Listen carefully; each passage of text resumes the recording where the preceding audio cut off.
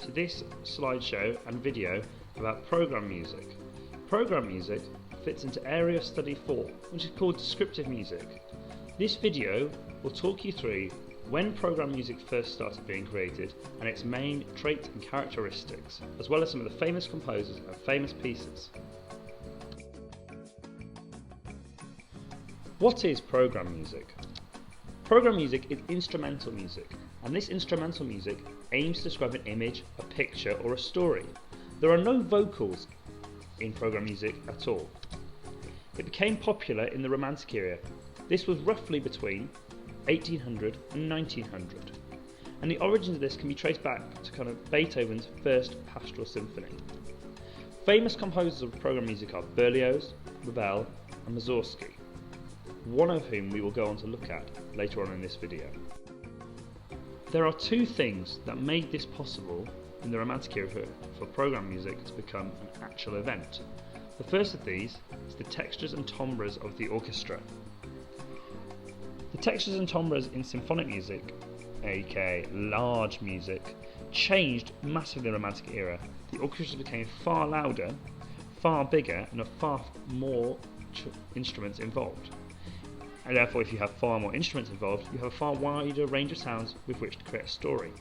And the other one, on the right in the purple box, is the freer forms and harmony that the Romantic era allowed.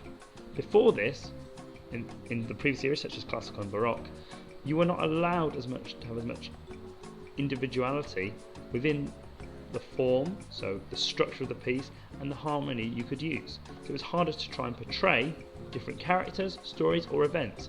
Both of these boxes, the one on the left in orange and the one on the right in purple, worked together to create the conditions for program music to be allowed to grow.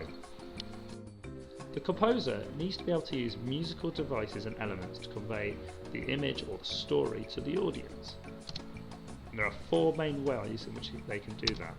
There's the tempo, the melody and the rhythm, the instrumentation, and the dynamics. Now, if we were to consider the idea of a piece about a racehorse, you might have a fast tempo, the rhythm might have an ostinato, it might be a 6/8, and it may be talking about the horse's feet pounding on the ground. The instrumentation of the piece might be brass and strings, and they may have loud dynamics with crescendos as the race reaches its climax. There are general connotations that instrument groups have in program music that are listed in the table below. We've got woodwind, which are natural sounds, bassoons, a comic effect, brass generally represents soldiers, royalty, war, anger, tremolo strings may represent tension, fear, drama, and a tuba might represent a large slow-moving thing, like an elephant. Just take a second to look at the picture below. What kind of image does it conjure up in your mind? Is it fast? Is it busy? Is it slow? Is there a lot happening? It's an image in a marketplace at Limoges in France. Now, the piece of music we will listen to in a minute is based on this image in front of us. Think, how might that image be represented? Through the tempo, through the melody and rhythm, the instrumentation, the dynamics. How will each of these elements be used to represent the image we just saw? Let's take a listen.